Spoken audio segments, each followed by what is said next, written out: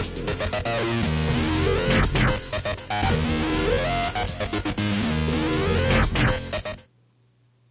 next button on our viewport toolbar is LevelStreamingVolumePrevis. Now this is a very, very specific button. It's really only going to be useful, 1, if you're using level streaming, and 2, if you're streaming by way of level streaming volumes.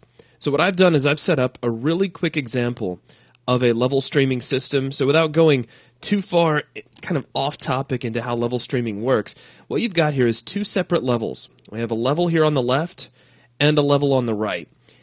These are both set up in a level streaming system so that when we start the game, we're already sitting in level 1. As we cross the little gantry-way, we pass into a level streaming volume, which will stream level 2 into memory so that we can use it. Now here's what this actually looks like while we play.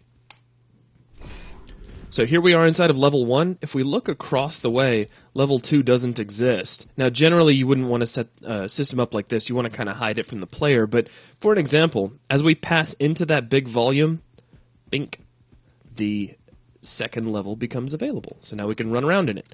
Now watch this. As we start to jump back out, once we clear that volume, once we step out of it, boom, the second level disappears.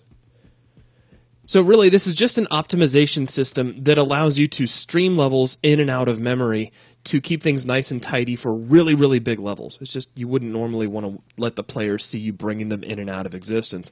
Now, that brings us back to the Level Streaming Volume Previs button.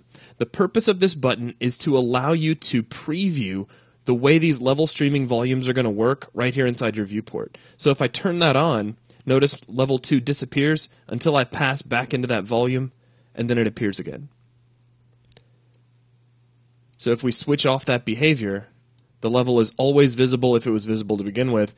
If it's invisible and we switch it off, then it's just going to remain invisible. So that's really all there is to the Level Streaming Volume Previs button. It's a very, very specific button, only usable when you're using level streaming and when you're handling level streaming through volumes. And that will wrap things up for this video.